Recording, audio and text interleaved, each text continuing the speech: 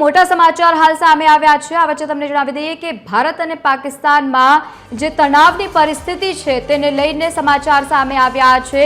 આ મહત્વના અને મોટા સમાચાર કહી શકાય। છેલ્લા ઘણા સમયથી જે રીતે પ્રક્રિયાઓ ચાલી રહી છે ભારત પાકિસ્તાન વચ્ચે તણાવને લઈને દેશના અલગ અલગ રાજ્યમાં 7 મેના રોજ એક મોક ડ્રીલનું આયોજન કરવામાં આવ્યું છે। આ વચ્ચે તમને જણાવી દઈએ કે ગુજરાતના 15 જિલ્લાઓમાં આવતીકાલે મોક ડ્રીલ યોજાશે। જિલ્લાઓમાં આવતીકાલે મોક ડ્રીલને લઈને માહિતી સામે આવી। કેન્દ્રીય ગૃહ સચિવની રાજ્યોના અધિકારીઓ સાથે બેઠક કરવામાં આવશે। ગુજરાતમાં આઈપીએસ મનોજ અગ્રવાલને બનાવાયા છે મોક ડ્રીલના ઇન્ચાર્જ। તો બીજી તરફ સરહદી જિલ્લામાં કલેક્ટર સહિત ડિઝાસ્ટર મેનેજમેન્ટના અધિકારીઓ પણ જોડાશે અને બેઠક બાદ ગુજરાતમાં મોક ડ્રીલને લઈને જાહેર કરાશે રૂપરેખા। તો તેની સાથે જ સીએસ પંકજ જોશી, પોલીસ વડા વિકાસ સહાય મનોજ દાસની બેઠકમાં જોડાશે। તો બીજી તરફ આજે સમાચાર મોક ડ્રીલને લઈને સામે આવ્યા છે। ભારત પાકિસ્તાન વચ્ચેના તણાવને લઈને આ મોટા સમાચાર હાલ સામે આવ્યા છે। દેશના અલગ અલગ રાજ્યમાં 7 મેના રોજ મોક ડ્રીલનું આયોજન કરવામાં આવ્યું છે। ગુજરાતના 15 જિલ્લાઓમાં આવતીકાલે મોક ડ્રીલ યોજાશે।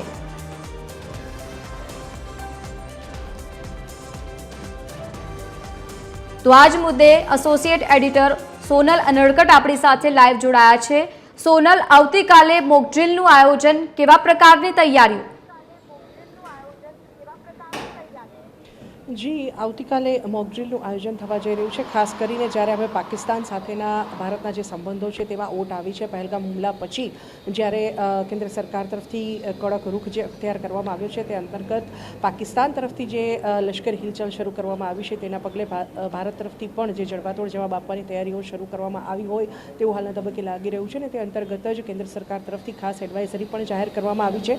જે સરહદી જિલ્લાઓ છે, દેશની વાત કરીએ તો 144 જેટલા એવા સરહદી જિલ્લાઓ છે કે જ્યાં મોક ડ્રીલ આવતીકાલે યોજવામાં આવશે અને આ સંદર્ભે કેન્દ્ર સરકાર તરફથી ખાસ માર્ગદર્શિકા જાહેર કરવામાં આવી છે અને તે અંતર્ગત ગુજરાતની જો વાત કરીએ તો ગુજરાતના 15 એવા સરહદી જિલ્લાઓ છે કે જ્યાં આ મોક ડ્રીલ આવતીકાલે યોજાવા જઈ રહી છે। તે મોક ડ્રીલની જો વાત કરીએ તો મોક ડ્રીલ અંતર્ગત આજે જે બેઠક યોજાઈ રહી છે, સીએસ જે છે તેમની સાથે કેન્દ્ર સરકારના જે સચિવ છે તેની જે બેઠક છે તે વિડીયો કોન્ફરન્સના માધ્યમથી યોજાઈ રહી છે અને તેમાં જે કયા સરહદી જિલ્લાઓ છે તે સંદર્ભે નક્કી કરવામાં આવશે। કયા 15 એવા જિલ્લાઓ કે જ્યાં મોક ડ્રીલ છે તે હાથ ધરવી અને સાથે સાથે જ કયા એવા મુખ્ય પાસાઓ છે કે જે આ મોક ડ્રીલમાં હાથ ધરવામાં આવશે તે સંદર્ભે પણ આ બેઠકમાં ચર્ચા કરવામાં આવશે।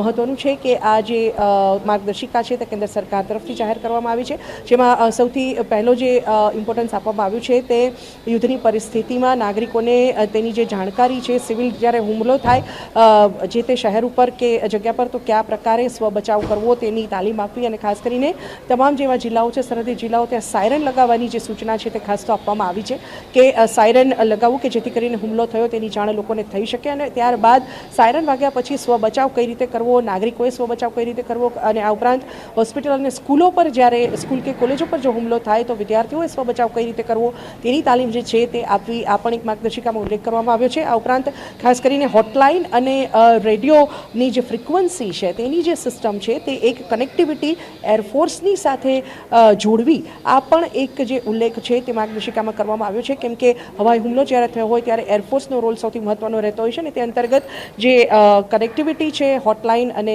રેડિયો ફ્રિકવન્સીની તે એરફોર્સની સાથે કનેક્ટિવિટી ચેક કરવી અને સાથે સાથે જે સિવિલ ડિફેન્સ ટીમ છે અને આ ઉપરાંત જે ડિઝાસ્ટર મેનેજમેન્ટના તમામ જે કંટ્રોલ રૂમ છે, ડિઝાસ્ટર મેનેજમેન્ટની ટીમ છે, ક્વિક રિસ્પોન્સ જે સૌથી પહેલો આપી શકે, બચાવ કામગીરી હોય કે અન્ય કામગીરી હોય તેમાં કયા પ્રકારે ક્વિક રિસ્પોન્સ આપી શકે છે તે તમામ જે ટીમો છે તેની કાર્યદક્ષતા ચેક કરવી, એટલે કે આ મોક ડ્રીલ દરમિયાન તેઓ કઈ રીતે કામગીરી કરશે તેનો પણ એક અભ્યાસ આ મોક ડ્રીલ દરમિયાન કરવામાં આવે તેવી પણ એક માર્ગદર્શિકામાં ઉલ્લેખ કરવામાં આવ્યો છે અને સાથે સાથે જ કંટ્રોલ રૂમ જે શરૂ કરવામાં આવે તેની પણ કાર્યદક્ષતા ચેક કરવી, સાથે સાથે બ્લેકઆઉટ જ્યારે જાહેર કરવામાં આવે એટલે કે સંપૂર્ણપણે જ્યારે અંધારું કરવાનું હોય ત્યારે નાગરિકોએ તેની જે બારીના કાચ તેના પર કાગળ લગાવવાના હોય છે, ઘરનો જે પ્રકાશ છે તે બહાર ન જાય તે ધ્યાન રાખવાનું હોય છે। આ પ્રકારની જે તાલીમ છે, પ્રકારની જે સૂચનાઓ છે તે તમામ સૂચનાઓ જે તે નાગરિકો સુધી પહોંચે તે માટે થઈને આ મોક ડ્રીલનું આયોજન કરવામાં આવી રહ્યું છે અને આ તમામ જે માર્ગદર્શિકા છે તે કેન્દ્ર સરકાર તરફથી જાહેર કરવામાં આવી છે, જેનો અમલ આવતીકાલની મોક ડ્રીલમાં કરવામાં આવશે। પણ એ પહેલા આજે ગાંધીનગર ખાતે જે આ બેઠક છે તે યોજાઈ રહી છે, વિડીયો કોન્ફરન્સના માધ્યમથી આ બેઠક થઈ રહી છે,